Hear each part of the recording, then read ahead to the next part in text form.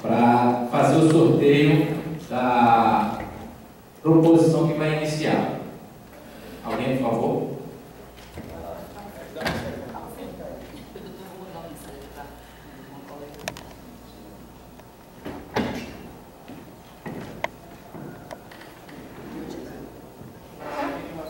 Pode abrir.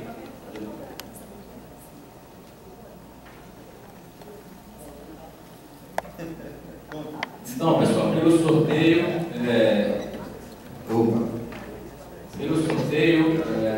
Jailson está falando pela posição contrária, vai iniciar um debate com você.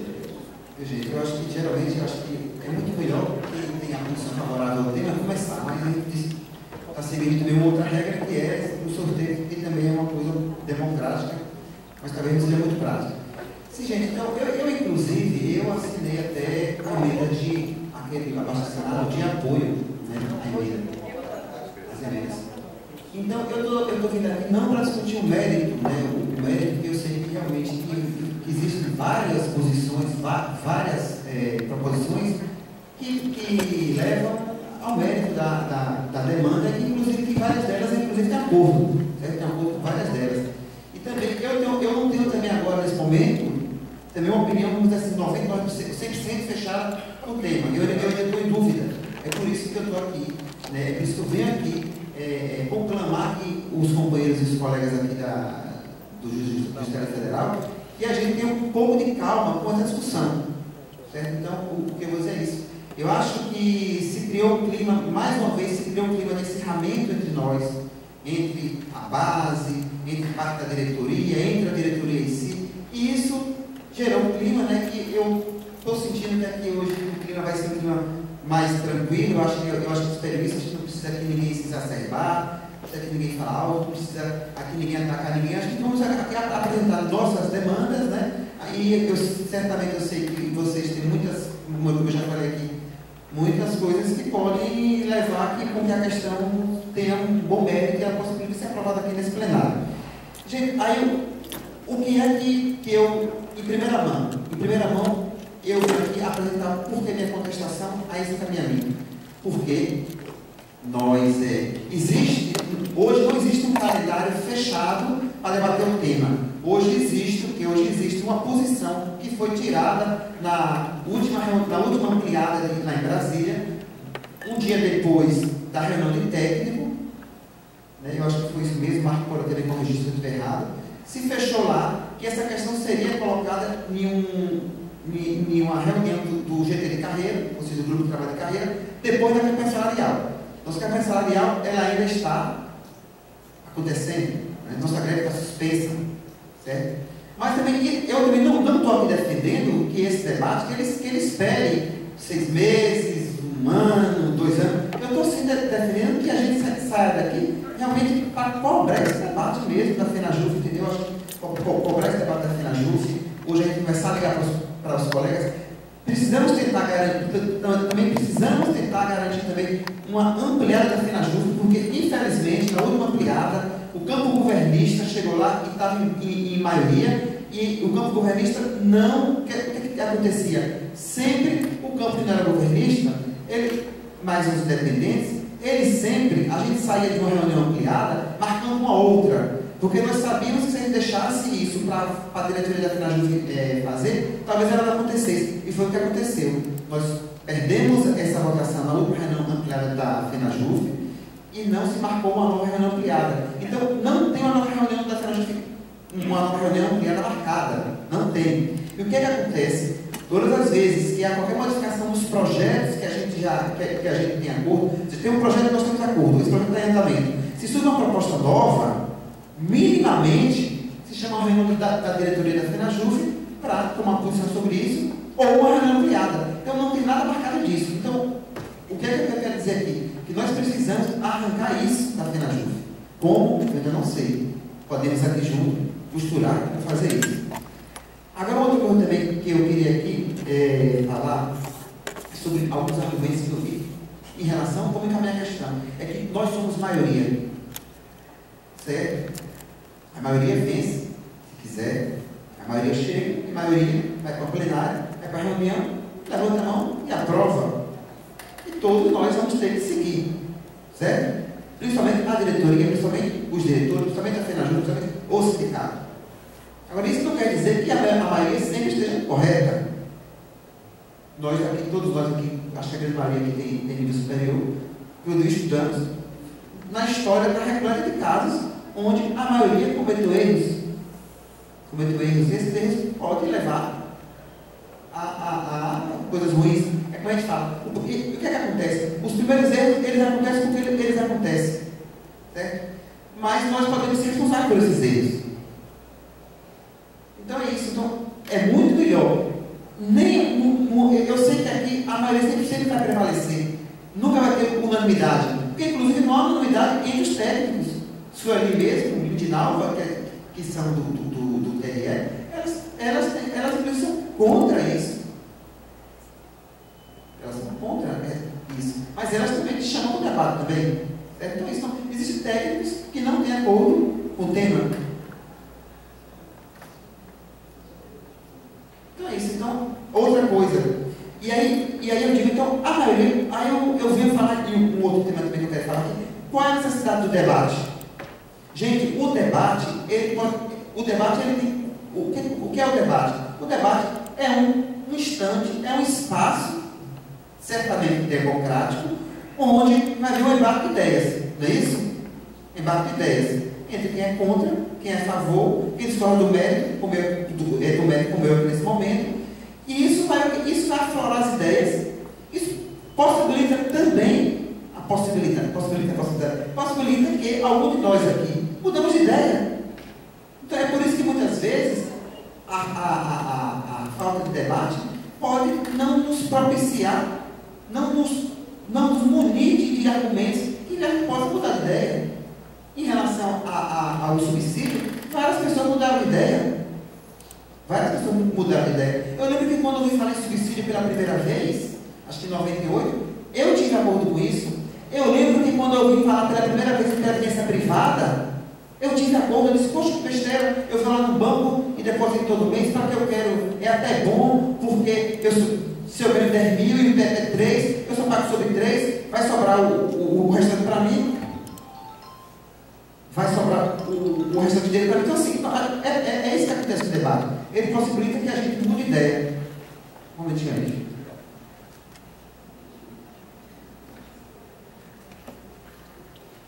Pode entrar no WhatsApp também.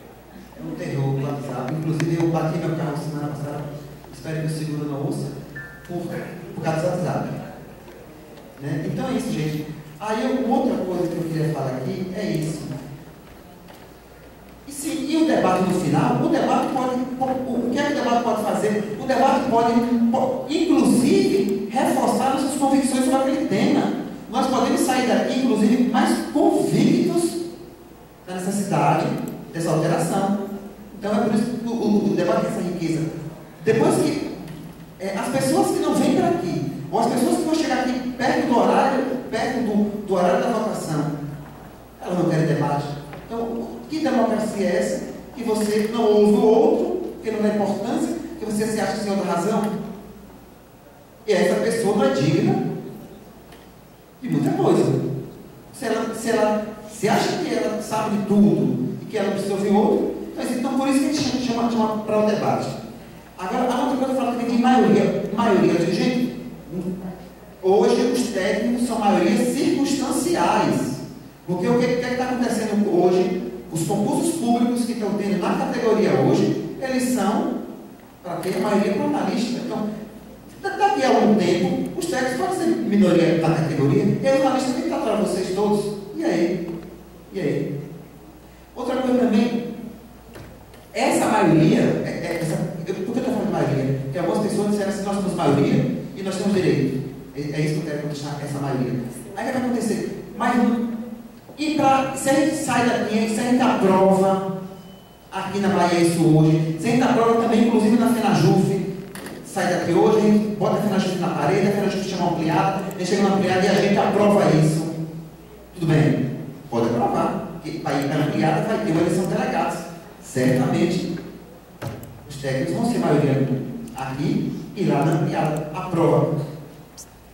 Mas, gente, essa demanda aqui, ela vai ter que passar ou dentro de um PCS, ou dentro de uma lei, ou certamente dentro de um plano de carreira. E aí, para a gente aprovar tudo isso, precisamos praticamente da unanimidade dos servidores. Porque se vocês são 70%, vocês pagam todos, e se os técnicos, e se os analistas não estão convictos, não estão convictos disso, e não apoiam vocês, quer dizer, inclusive, uma greve nossa pode ser mal conduzida, pode ser mal interpretada, vários colegas podem não entrar. Poxa, como é que eu vou entrar se lá está colocado que os técnicos vão ganhar mais? Então, essa coisa está colocada. Então, assim, é por isso que a gente precisa convencer todos das nossas demandas. Nós precisamos, inclusive, que as pessoas que, porventura, não têm um acordo com o tema, tenham, pelo menos, queiram discutir, pelo menos, mesmo não tendo acordo, não sejam contra o tema. Então, precisamos construir uma maioria aqui nesse plenário, certo? E construir uma maioria na categoria, construir uma maioria na federação e em todos os sindicatos do Brasil. Agora, tem outra questão também que eu queria tocar. Por que é que essa demanda dos técnicos está surgindo agora? Ela surge assim, pá, aparece? Ela cai do céu? Não. Eu acho que foi em 2002, até 2002 ou até 2006, as tabelas eram sobrepostas, não é isso? Foi no PCS 2 ou 3, acho que foi no de 2002. E até 2002 as tabelas eram sobrepostas. Se todo mundo sabe o que é isso. E aí, naquele momento... Melhor dizer o que é. O que é tabelas sobrepostas. É onde o último nível de técnico ganha mais do que o primeiro nível de analista. Certo? Então é isso. Aí o que aconteceu, gente? Em 2002, o dinheiro estava sobrando, o governo não tinha propostas de não dar aumento a gente, né? Acho que foi em 2002 que era. Era em 2002 presidente? Era ficar sem? Não sei, então, naquele momento tinha dinheiro sobrando. O Brasil não era 2008, não era pós-crise de 2008. O Brasil vinha ainda em um relativo crescimento, o orçamento ainda não era tão disputado como é agora. E o que foi acontecendo naquele momento? A tabela deixou de ser sobreposta, quem estava no último nível de técnico passou a ganhar igual, era um pouco menos do que o último nível de analista, mas só que teve um aumento para todo mundo. Naquele momento o dinheiro estava sobrando. Os técnicos tiveram aumento, os analistas tiveram aumento, e aí ninguém reparou para essa problemática. Certo? Então, assim, aí o que acontece? No momento de riqueza, no momento de fartura, no momento de bonança, todo mundo anda de mão dada. Todo mundo anda de mão dada, todos somos amigos. Aí o que acontece agora? É uma crise no país, uma crise em nossas vidas, dinheiro faltando, o mercado aumentando, a escola aumentando, o plano de saúde aumentando, inclusive falindo. Aí o que acontece? Aí nós começamos a nos estraçalhar, começamos a olhar para os colegas, começamos a olhar para o outro, começamos a achar que nós temos mais direito que o outro. Isso aí esbarra em muita coisa. O tal do xenofobismo, o que acontece na Europa hoje? Os judeus, os turcos, os ciganos, essas populações, na hora que começa a crise, você começa a olhar logo para o estrangeiro e dizer, ó, tem que estar fora daqui, porque o pouco que tem aqui é meu. Então isso está acontecendo. É a crise econômica que está assolando nossas vidas e nós estamos aqui brigando. Aí a gente vai se estraçalhar? Não, nós temos que achar maneiras de disputar o orçamento, o orçamento brasileiro, não entre nós, mas com quem? Os banqueiros, os latifundiários, e não entre nós. Então é isso. Então essa é a minha consideração aqui. E outra coisa também que eu queria falar aqui é a efetividade disso aqui. O que é que vai acontecer dia 8? Dia 8 vai acontecer o quê? Vai acontecer uma reunião, certamente uma reunião do presidente do Supremo com o dirigente da FENAJUF, não é isso? Aí nós vamos sair daqui da Bahia com abaixo-assinado, com a ata de uma assembleia, com a foto, com os vídeos, dizendo assim, eu quero que vocês aqui pautem esse tema, é isso que está acontecendo, espero que vocês, inclusive, se eu estiver errado, me corrija. Aí chega lá, vai dizer, FENAJUF, aqui ó, a Bahia exige isso e isso. Gente, isso não tem efetividade, isso não vai acontecer. Por que vai acontecer? Até porque as emendas que estão lá, do jeito que elas foram colocadas, sem entrar no mérito, Se não me engano, elas foram, foi algum deputado que emendou, não é isso? O Supremo, eu não sei qual a posição do Supremo, alguém já pensou, alguém que pelo menos sabe a posição de Amarildo, que é quem negocia com a gente, precisa saber. Porque se o Supremo não tem o mesmo acordo com isso, não precisa a gente estar naquela reunião olhando para o presidente, dizendo assim, presidente, porque isso não vai ser pautado. Eu imagino, até pode ser, eu espero que está inclusive errado. É isso. Então, precisamos sondar com esse senhor, o Amarildo, que é o senhor que a gente sempre conversa, que mais proximidade com a gente, precisamos sondar isso. E é isso, realmente uma efetividade. E outra, aí também, o que é que eu digo? Aí eu acho que eu já falei logo no começo sobre as instâncias. Realmente, o debate, ele não foi impedido. Em nenhum momento houve nenhuma votação, houve uns números. Inclusive aqui na Bahia, a diretoria nunca se furtou a discutir isso.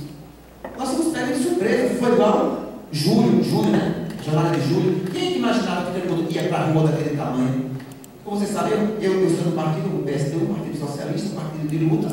Nós ficamos todos sem saber o que fazer, porque aquilo aconteceu. A mesma coisa que aconteceu aqui com isso foi um tema latente, um problema que realmente existe há muito tempo, sabe isso? Todo mundo conhece essa demanda de vocês, mas de uma hora vocês chegam aqui, algumas pessoas usam parte da diretoria, ou a própria diretoria do sindicato, eu falei parte da diretoria, ou toda a diretoria, não quero, eu não vou entrar aqui no mérito dessa discussão também, para que a gente decida.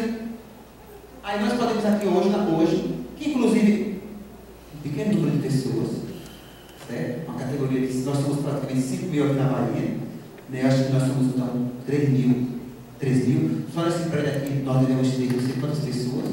Isso não quer dizer que parte chega aqui 2 horas para poder voltar. Eu acho que e aí eu acho isso muito ruim. Não é isso. A gente não está aqui chamando os colegas para discutir o mérito do problema. Não está isso. Porque, inclusive, eu vou dizer a você, eu hoje estou na direção do sindicato. Eu não sou diretor, estou na direção do sindicato. Né? Posso daqui ainda não tomei uma posição se eu vou querer estar na próxima. Mas eu digo assim o seguinte, eu como diretor hoje, e como uma pessoa que, o bem ou mal, tenta estar junto, colado com as lutas, eu vou me sentir envergonhado aqui hoje, se a gente sair daqui com essa coisa, levantando a mão, parecendo que os analistas, parecendo que a diretoria do sindicato, parecendo que a FENAJUST não quer discutir esse problema. A gente quer discutir esse problema, certo? Então é isso, gente. Eu acho que é isso que eu tinha que dizer. E também, assim, aqui, e concluindo, eu acho assim, gente, que precisamos respeitar totalmente todos os diretores do sindicato, especialmente os diretores do TRE, são pessoas que eu conheço há mais de 10 anos aqui, pessoas altamente democráticas, inclusive essa possibilidade aqui, essa possibilidade de 3% da base poder convocar uma assembleia, eu sei que vocês conseguiriam mil assinaturas. Isso foi um debate nosso lá no Congresso, inclusive o companheiro Fred estava lá. Então, Fred, vamos aqui, vamos alterar o sindicato para possibilitar que o possível sindicato que a gente pode estar dirigindo lá na frente, que seja democrático. Então, uma direção sindical que tem um estatuto que 3% da base pode permitir o debate, para quê? Foi inclusive o que eu disse lá na quarta-feira, gente, peraí, não precisa discutir muito não. Eu falei aqui com o companheiro Fred, não precisa discutir muito não. O pessoal está aí com uma vacinada, então assim, é uma burrice de qualquer diretoria, inclusive da nossa aqui, inclusive de qualquer um de nós aqui. Eu acho que isso pode terminar sendo ruim, porque pode acontecer, junta 100 pessoas e chama a Assembleia toda semana. Mas isso é democracia, é debater. Então, vou passar aqui a palavra para os colegas aqui, do outro lado aqui, saber que eu não tenho desacordo com o mérito da questão ainda, porque eu também preciso, inclusive, ser convencido, vou ouvir isso com todo o carinho, com toda a tranquilidade. Agora, eu vou só concluir pedindo aqui, gente, nossa diretoria sindical do sindicato está estraçalhada, nossa base pode se estraçalhar, a FENAJUST está estraçalhada, e eu acho que o compromisso de quem está aqui, a partir de hoje, é batalhar para nós unirmos forças, e se porventura a gente sair daqui com essa demanda aqui, vamos falar da FENAJUST e também vamos poder conquistar, brigar para estar nessa reunião. Mas esperamos que a gente não faça isso, porque eu acho que isso não é efetivo. 1 minuto. Pronto, concluí.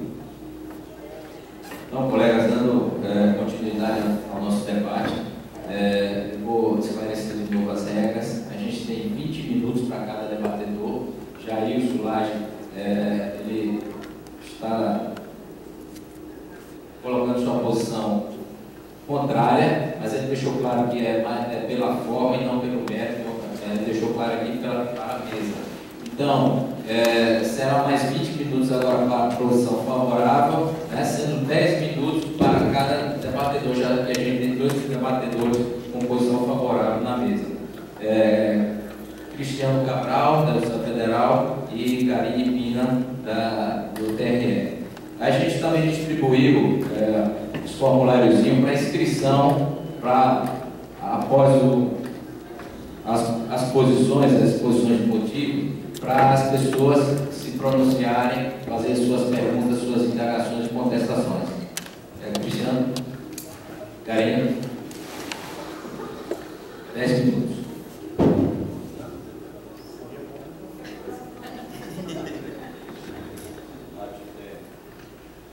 Gente, boa tarde.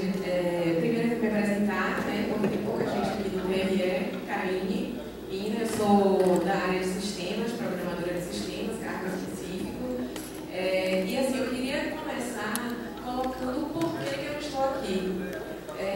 Diferente do colega Jailson, que acabou de falar, eu não tenho partido político, eu também não faço parte de direção de sindicato algum.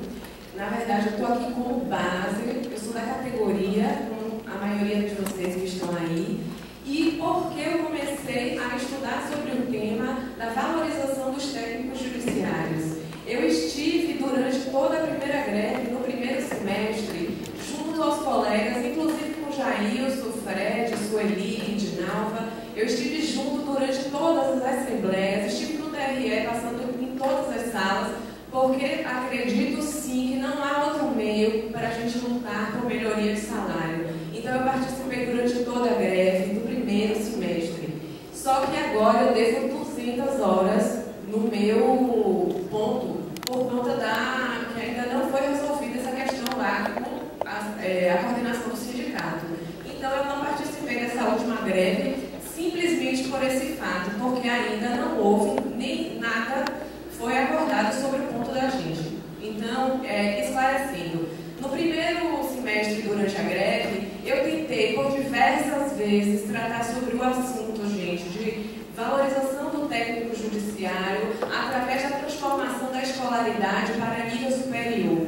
Vários colegas que estão aqui, estavam presentes durante essas assembleias, são testemunhas. Eu tenho o Cristiano aqui, Matos, eu estou vendo a Eliana ali. Então, gente, esses colegas estavam fazendo a mesma greve que eu, e eu, durante todas as assembleias, procurei, porque eram, sim, as primeiras pessoas que eu sempre procurei dentro do sindicato eram os coordenadores do TRE, Fred e Sueli. Então, meu primeiro passo foi procurá-los para falar sobre o tema.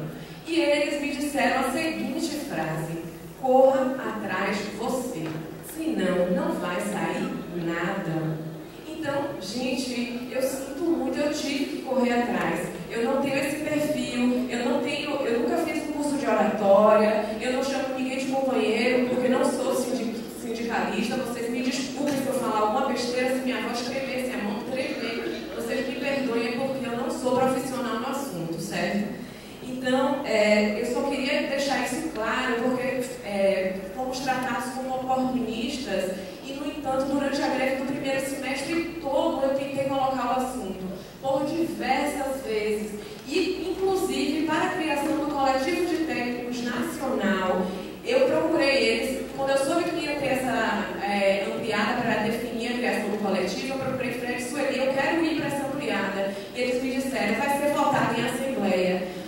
Vai estudar, faça seu dever de casa e depois vem aqui. Pois então foi o que eu fiz, pessoal. Eu fiz o meu dever de casa, eu fui estudar, estudei, encontrei argumentos, eu não encontrei nada que desabonasse o que eu estou pedindo aqui, que é o apoio do sindicato na questão de transformar a nossa carreira de técnico judiciário para nível superior. Não encontrei nada, sempre perguntei a eles qual é a questão, não estou entendendo, e também da parte deles não encontrei nenhum argumento que ele convencesse. Bem, explicado essa questão, eu vou me ater também ao script que eu fiz aqui para poder não passar do tempo, tá, pessoal? E aí, de novo, peço desculpa por falta de profissionalismo mesmo. Então, Primeiro é esclarecer o que a gente quer. O que a gente quer com a transformação da escolaridade, do cargo de técnico judiciário para nível superior? A gente quer, na verdade, é valorizar a carreira do técnico, é resgatar a autoestima do técnico. A gente precisa disso, a gente sabe que isso é uma realidade, é um fato. O direito hoje lida com fatos, com o que é factual, o que está acontecendo. E a gente sabe que no TRE, na Justiça Federal, no TRT, não há distinção entre as tarefas do analista judiciário e dos técnicos judiciários. Não há.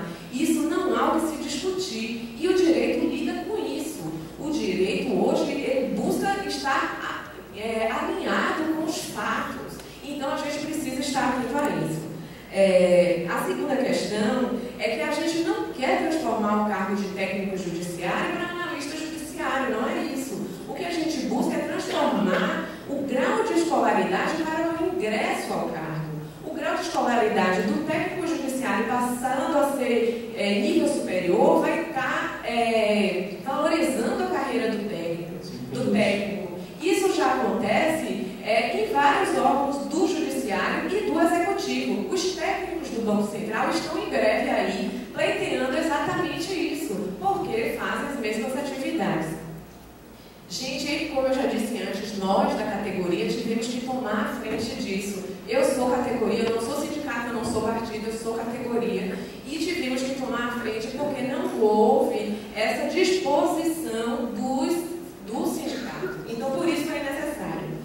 Bem, durante os meus estudos ficou claro que o governo ainda não acordou o aumento salarial para toda a categoria do Poder Judiciário da União, porque o governo acredita que o técnico judiciário ganha muito para nível médio, já ganha demais em relação, por exemplo, ao nível médio do executivo. Então, foi oferecido em uma reunião do Ministério do Planejamento um aumento pontual apenas para os analistas judiciários. É lógico que os nossos sindicatos não poderiam aceitar uma proposta dessa, porque estariam indo de encontro à categoria dos técnicos.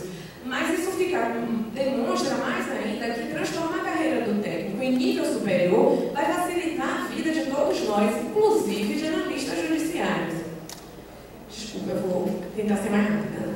Vou direto para o ponto dos equívocos que as pessoas que são contra, que eu li durante os meus estudos, o que eles têm disseminado sobre a questão. Primeira questão que eles levantam é que a conversão não irá resolver a questão da discrepância salarial. Gente, nesse momento, justamente para não atrapalhar qualquer acordo salarial, nós não tratamos de salário, nós estamos aqui buscando apenas a elevação da escolaridade do cargo do técnico para nível superior. Para que isso? Para formalizar o que já é feito na prática há décadas. É disso que a gente está falando. A gente não está falando em aumento salarial, a gente não está falando como isso vai acontecer, não. Esse momento é um momento de resgate da autoestima, é um momento de dizer, vamos formalizar o que já é feito. Outra questão que eles colocam é a conversão não irá resolver o problema do desvio de função. O desvio de função, minha gente, já bateu as portas do judiciário. Acreditem que tem colegas já pleiteando ser ressarcido sobre o desvio de função. Isso é uma realidade. Na verdade, se a gente transforma a carreira do técnico judiciário para nível superior, a gente acaba de vez com a história do desvio de função. Então, inclusive, para o governo, vai ser sim uma vantagem transformar esse cargo para nível superior, porque existe gente pleiteando ressarcimento por conta do desvio de função. E justamente porque nós fazemos as mesmas atividades dos analistas judiciários. Bom, sobre a questão da terceirização, é outro ponto que eles colocam, é a terceirização.